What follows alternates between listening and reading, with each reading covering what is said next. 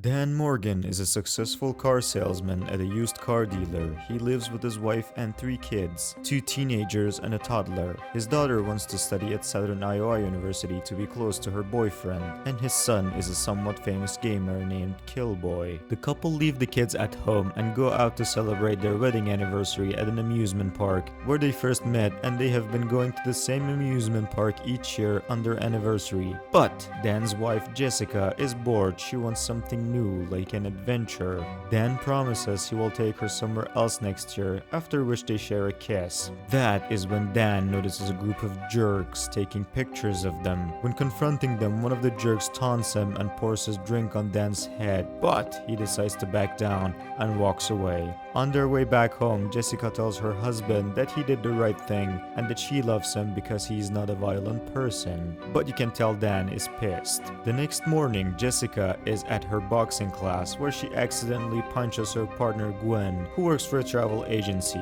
As a sign of apology, she invites her to a drink. They chat, share numbers, and become friends. Meanwhile, Dan is at the supermarket looking for diapers for his son when he is attacked by a stranger. But surprisingly, Dan is very calm and seems experienced in hand-to-hand combat. He manages to take down the attacker while holding his son in his arms. But after that, he rushes back home. He gets his hidden stash of guns, passports, and cash, but the passports are expired, so he calls his friend asking him to forge them new passports, saying he will take his family to Vegas for the time being to keep them safe, lying to them that it's a vacation. As it turns out, Dan used to be a government assassin, but he has left it behind, started a new life, and didn't tell his family about his past. When Dan goes to collect his children, he learns his daughter has quitted her job as an editor 3 months ago and is now hanging out with her mean teenage friends. From her, Dan finds out his son has also quitted the chess club and is playing video games at his friend's garage. Disappointed in his children, he then heads to his wife's clinic to try and convince her. Although surprised at first, she excitedly agrees on going to Vegas. As they head out, another car is following them. Dan figures they must have put a tracker on his car, so he takes it to the car dealer where he works, takes the tracker out, and sticks it to another car to take the assassins off his back. On their way to Vegas, Dan realizes it is also possible to be tracked through their phones, so he takes them from his family and throws them out the window, saying technology will not bring the family closer together, which obviously frustrates the kids. Later that evening, as Dan is booking a hotel, someone recognizes Kyle to be the infamous gamer Killboy and wants to take a picture and share it on her social media account. Unfortunately, this makes it easy for the assassins to track the family, and when Dan finds out, he decides to stay on the move, saying the hotel is out of rooms. At night, as Dan is driving and his family is asleep with their headphones on, the assassins give chase on bikes. Dan turns the volume up, takes out his gun, and manages to take down all the assassins one by one before his wife wakes up.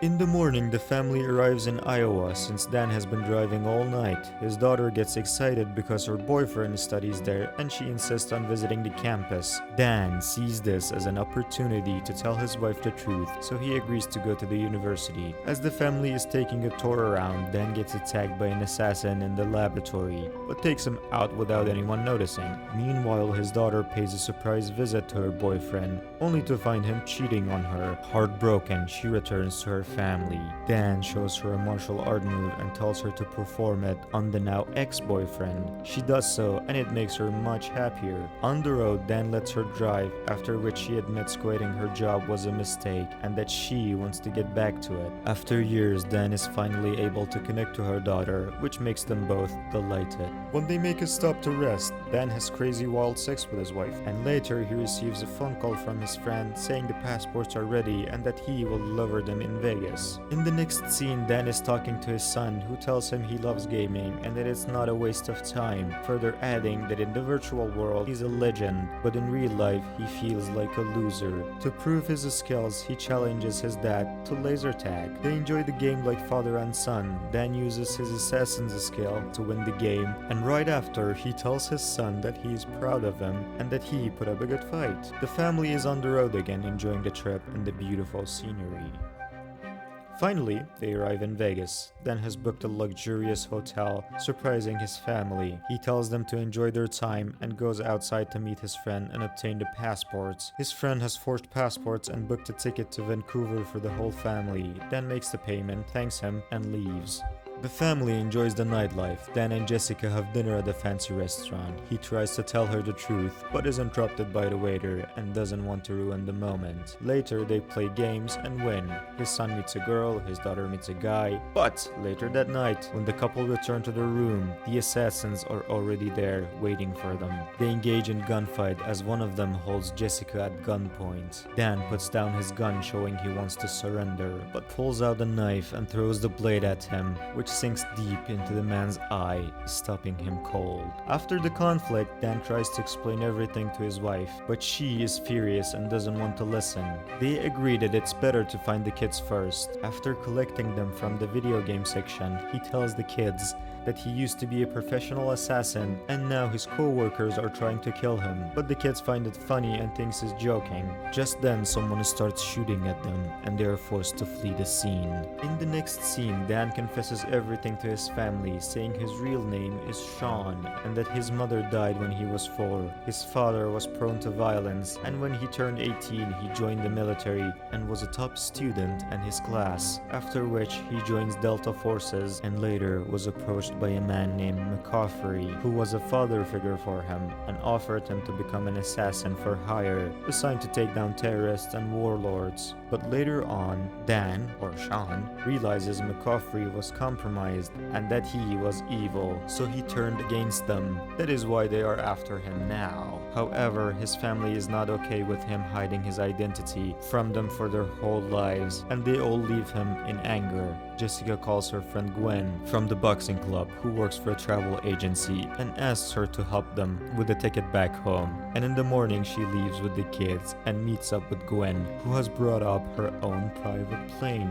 She seems a little sus. After everyone gets on board, she reveals she is also an assassin working for McCaffrey and used to date Dan. That is why she got close to Jessica and joined the boxing club to spy on them. Oh, and this is McCaffrey, by the way. After holding the family hostage, McCaffrey calls Dan and tells him to come to an abandoned building if he wants his family to live. Dan has no choice but to oblige. When he gets to them, it is revealed that McCaffrey is his biological father and that he doesn't want to kill him. He only wants his son back to join him in their old family business, which is killing people, and that he will let Dan's family go back home as they were already leaving him, and that is what they want. If he doesn't accept, however, his men will kill his whole family in front of his eyes and then himself, and blah blah.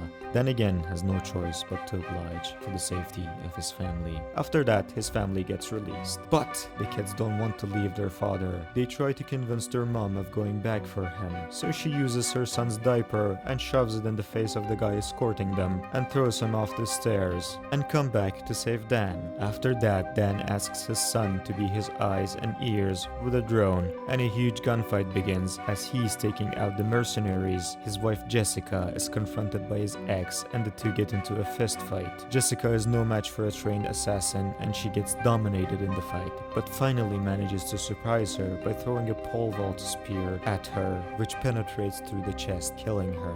Meanwhile, Dan has taken out all the mercenaries and is fighting his dad, who wins the fight and is about to finish Dan when the family arrive and distract McCaffrey. Dan uses the opportunity to take him out and hand him to the police. In the ending scene, the family decides to go on a real trip to California with a minivan. On the road, Dan takes everyone's phones again and throws them out the window, but reveals that he has bought new phones for everyone.